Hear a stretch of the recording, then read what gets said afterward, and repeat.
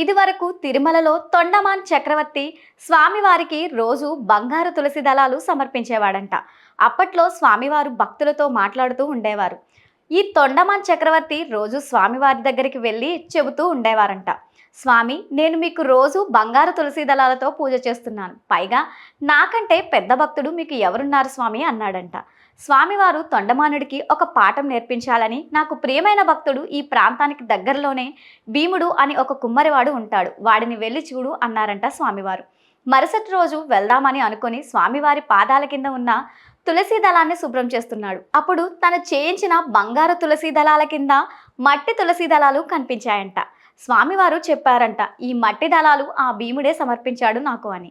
అప్పుడు మనసులో అనుకున్నాడంట, మట్టి తులసి దళాలు స్వామివారికి నచ్చాయా, వీడు ఎవరో కానీ వెంటనే వెళ్ళి కలవాలని బయలుదేరాడంట. ఆ రోజు చాలా ఎండగా ఉంది. అప్పటికే నడిచి నడిచి భీముడి ఇంటి దగ్గరలో స్పృహ తప్పి పడిపోయాడంట. అప్పుడు ఆ భీముడే తొండమాన్ చక్రవర్తిని లేవదీసి తన ఇంటికి తీసుకువెళ్ళాడంట.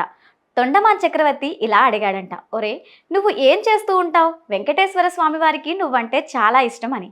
భీముడు అన్నాడంట, నేనేం చేస్తాను స్వామి, కుండ చేసే ముందు ఈశ్వర నన్ను అనుగ్రహించావు, కుండలు చేసుకునే శక్తిని ఇచ్చావు, అవి అమ్మితే 4 రూపాయలు వచ్చేటట్లు చేశావు, వాటి వల్ల నా సంసారం సాగుతుంది. నీకు కృతజ్ఞతగా ఒక మట్టి తులసీదళం చేసి నీ పాదాల యందు ఉంచుతాను అని అక్కడే ఉన్న కొయ్యతో చేయబడిన శ్రీ వెంకటేశ్వర స్వామివారి మూర్తికి సమర్పించేవాడంట. ఏ పని మొదలుపెట్టినా గోవిందా, నేను చేయడం ఏమిటి, నీవే నాతో చేయించుకుంటున్నావు స్వామి అనేవాడంట.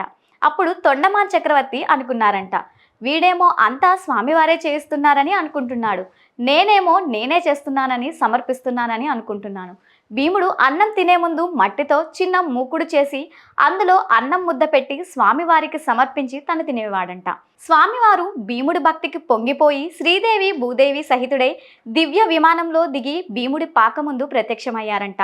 వెంకటేశ్వర స్వామివారు భీముడిని కౌగలించుకొని భీముడు తన మీద చూపించే భక్తికి పొంగిపోయి తన ఒంటి మీద ఉన్న ఆభరణాలన్నీ భీముడి మెడలో వేశారంట. అలాగే శ్రీదేవి భూదేవి అమ్మవార్లు వారి ఆభరణాలన్నీ భీముడు భార్యకు తొడిగారంట.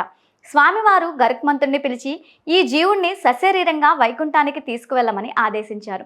ఇప్పటికీ స్వామివారికి ఆనంద నిలయంలో మొదటి గడప దాటి పెట్టే నైవేద్యం కుండతో చేసిన పెరుగన్నం. ప్రతిరోజు ఓ కొత్త కుండ చేసి అందులో నైవేద్యం పెడతారు, అదొక్కటే తింటారు స్వామివారు.